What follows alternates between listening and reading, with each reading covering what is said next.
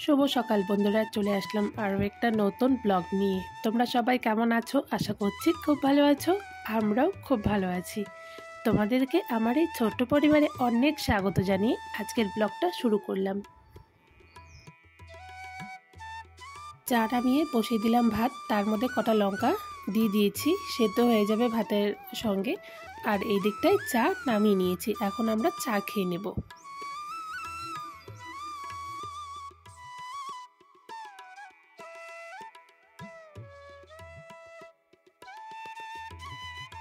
বন্ধুরা, চা খেয়ে অনেকটা সময় পর তোমাদের সামনে আসলাম। এখন বাজে 8:30।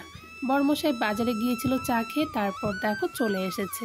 আমি গেটটা খুলে দিচ্ছিলাম। আর আজকে না ঘরে সবজি নেই, যার জন্য কোনো কিছুই রান্না করিনি, শুধু ভাতটা নামিয়েছি।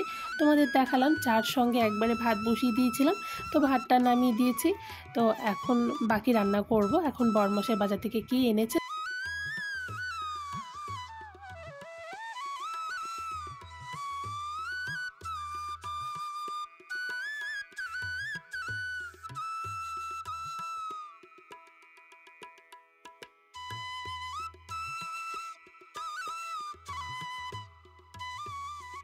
তো বন্ধুরা, ঢেঁকি শাকটা কেটে বেছে ধুয়ে আগে বসিয়ে দিয়েছি, তারপর বাকি সবজিগুলো করব, কারণ বেলা অনেকটা হয়ে গেছে। তো সবগুলো সবজি কেটে তারপর যদি রান্না বসাতে যাই তাহলে অনেকটাই দেরি হয়ে যাবে। তো তাই আগে শাকটা নামিয়ে নিলাম। আর আজকে না ঢেঁকি শাকের মধ্যে আলু দিয়েছি। জানো তো, আলু দিয়ে ঢেঁকি শাক খেতে ভীষণ ভালো লাগে।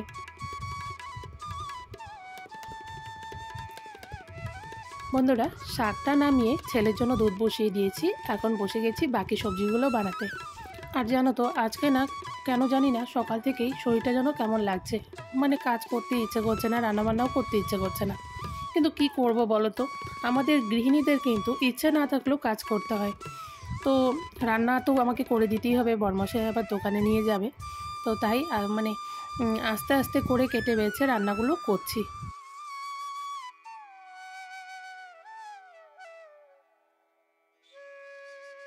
কেটে নিলাম ঢ্যাঁড়স, আর তার সঙ্গে বেগুন আর আলু কেটে নিয়েছি। মাছের ঝোল করব বেগুন আলু দিয়ে, আর পেঁয়াজ দিয়ে ঢ্যাঁড়স ভাজি করব। এত গরমের মধ্যে বন্ধুরা রান্না করতে যেন খুবই কষ্ট হচ্ছিল, কারণ আজকে শরীরটা বললাম না, শরীরটা বেশি একটা ভালো লাগছে না। তো রান্না করছি, গিয়ে গিয়ে একটু বসে থাকছি, শুয়ে থাকছি। ঢ্যাঁড়সটা বসিয়ে দিয়ে আমি একটু ওগরে শুয়েছিলাম। শুয়ে থেকে ঢ্যাঁড়সের কথা ভুলে গিয়েছি। জানো তো কি হয়েছে, ঢ্যাঁড়স একদম পুড়ে মানে কড়ার মধ্যে লেগে গিয়েছিল।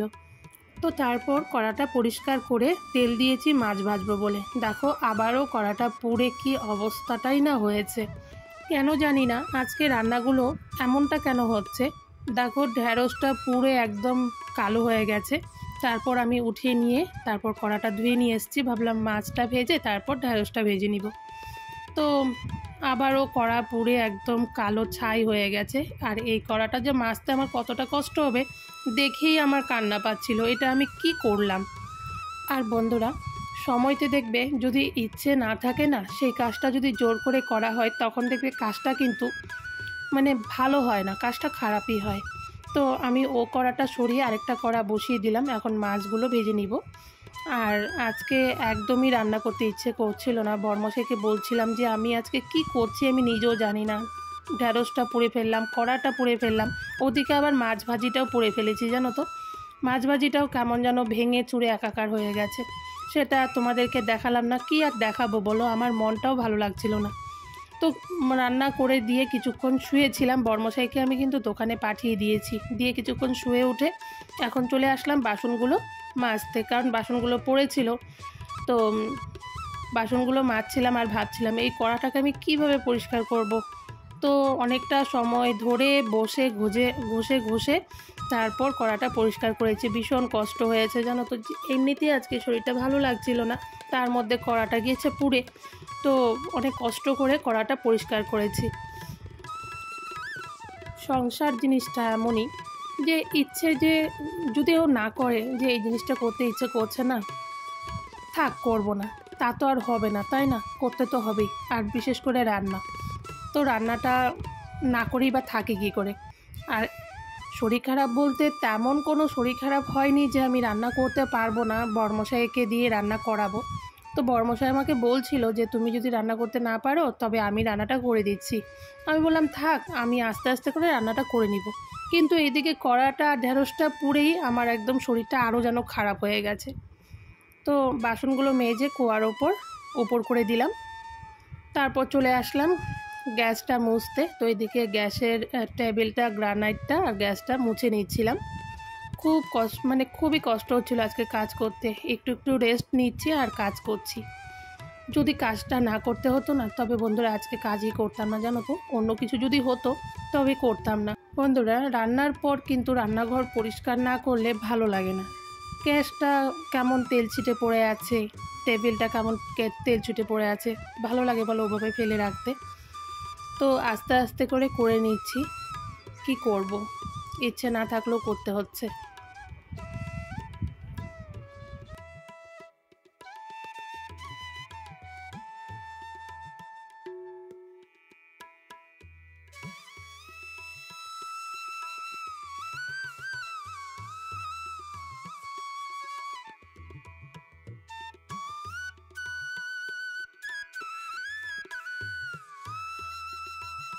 রান্নাঘরে কাজ সেরে চলে আসলাম বড় ঘরে। এসে আগে বিছানাটা তুলে নিলাম, সেটা তোমাদেরকে দেখালাম না।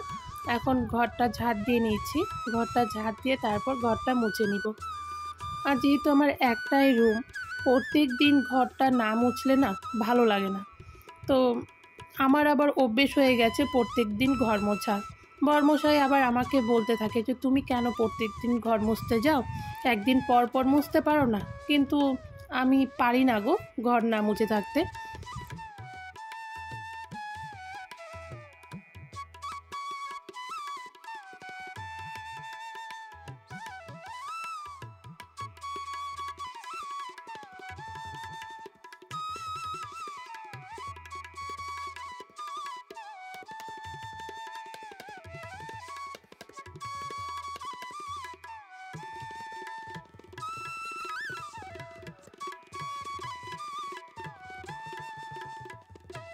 তো ওদিকে আবার ছেলেকে বসিয়েছি পড়তে, কারণ ওর একটা সপ্তাহ থেকে পড়াশোনা হচ্ছিল না। শরীর খারাপ হয়েছে পর থেকে ওকে পড়তে বসায়নি বা টিউশনেও যায়নি। তো কাল থেকে টিউশন যাচ্ছে, তো তাই ওর ম্যাম ওকে পড়া দিয়েছে। তো আমি ওকে পড়াচ্ছিলাম আর এইদিকে কাজগুলো করছিলাম। তো ঘরটা মুছে তারপর ছেলের জন্য একটু মৌসুমি কেটে আনলাম। তো মৌসুমি ওকে দিলাম খেতে। ওদিকে ও পড়েই যাচ্ছে। আমি বলছিলাম বাবা মৌসুমিটা খেয়ে তারপর পড়ো, কিন্তু ওর এতই পড়ার চাপ, এক সপ্তাহ থেকে পড়তে যায়নি জন্য পড়ার ভীষণ চাপ পড়ে গেছে।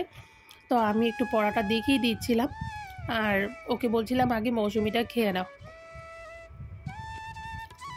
তারপর দেখো ও লিখতেই আছে, ও খাচ্ছেই না। আমাকে বলছিল মা তুমি যাও কাজ করো, আমি খেয়ে নিব। আমি বললাম না, তুমি আগে খাও তারপর আমি কাজ করব। তো ওর পড়ার এতটাই চাপ বেড়ে গেছে, তো দেখো ও পড়াতেই ব্যস্ত হয়ে গেছে। আর ওদিকে বর্মশাই ফোন করে আমাকে শুধু বলে যাচ্ছে যে তোমাকে বেশি কাজ করতে হবে না, বেশি কিন্তু কাজ করতে যেও না, তো তুমি আজকের দিনটা রেস্ট করো। বলো তো বন্ধুরা, কোন কাজটা ফেলে রাখবো? সংসারে কোন কাজটা না করলেই না হয় বলো তো? মানে সংসারে তো এমন কোনো কাজ নেই যে এই কাজটা ফেলে রাখলাম, ঠিক আছে এই কাজটা করব না, সবগুলো কাজই আমাকে করতে হচ্ছে।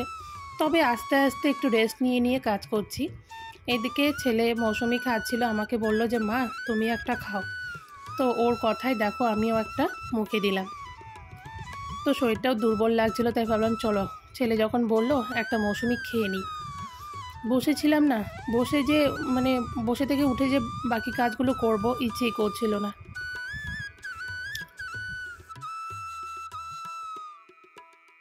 স্নান করে চলে আসলাম ঠাকুর ঘরে পুজো দিতে। তোমাদের কিন্তু ভিডিও শুরুতেই দেখিয়েছিলাম ফুল গাছে ফুল ফুটেছে, তো সেই ফুলটা দিয়েই আজকে পুজো দিচ্ছি। আর এই ফুলটা না আমি তুলিনি, 2-3 দিন ফুটেছে তুলিনি, তবে আজকে তুলেছি। বর্মশাই বলছিল যে গাছের ফুলটা দিয়ে আজকে পুজো দিও। তো আমি বললাম ঠিক আছে চলো আজকে ঠাকুরের চরণে এই ফুলটা দিব।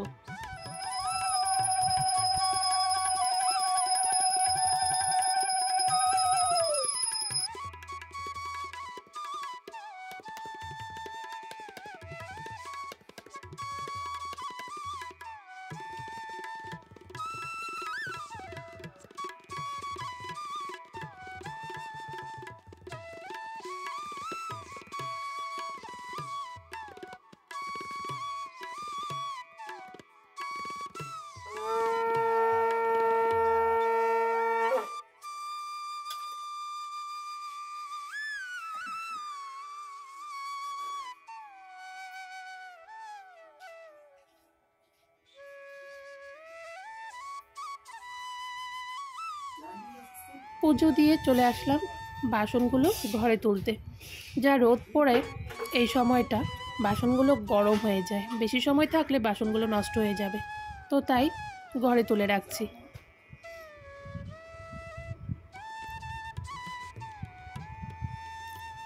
এখন করব খাওয়া দাওয়া, তো তাই জলগুলো ভরে নিয়েছিলাম বোতলে, জল শেষ হয়ে গেছে। আর ঠান্ডার দিনে তো জল ভরে রোদে দিয়ে রাখি আমি, তো এখন যেহেতু গরম পড়ে গেছে, তো যখন জল খাই তখন ভরে ভরে বোতলে তারপর খাই। তো আজকে জানো তো কাজ করতে করতে অনেকটা দেরি হয়ে গেছে। ওই যে বললাম একটু শুয়ে বসে রেস্ট করে করে কাজ করছি, তার জন্য দেরি হয়ে গেছে। তো কোন কাজটাই বাদ দেবো, কোনো কাজই বাদ হয়নি, শুধু কিছু কাপড় ছিল, কাপড়গুলোই বাদ পড়ে গেছে। কাপড়গুলো আজকে আর কেচে দিইনি, কাপড়গুলো তুলে রেখেছি। আজকে আর ইচ্ছে করলো না কাপড় কাচতে। তো এদিকে চলে আসলাম ভাত বাড়তে, খিদেও পেয়ে গেছে, তো এখন খেয়ে নিব ভাত। সকালেও আজকে ভাত খাওয়া হয়নি জানো তো। কটা দিন থেকে কি হচ্ছে, মানে কাজের চাপে চাপে খাওয়ার কথা ভুলেই যাচ্ছি। মানে খাবো, ভাবছি যে খাবো, এই কাজটা করে নিই তারপর খাবো, এই করতে করতে বেলা অনেকটা হয়ে যায়, তারপর আর খাওয়াই হয় না। তো তাই স্নান করে আসার পর না খুব জোর খিদে পেয়ে যায়। তো বন্ধুরা খাওয়া দাওয়া করে একটু বসেছিলাম, ওদিকে ছেলে টিভি দেখছিল, তো ছেলের সঙ্গে বসে বসে একটু টিভি দেখছিলাম।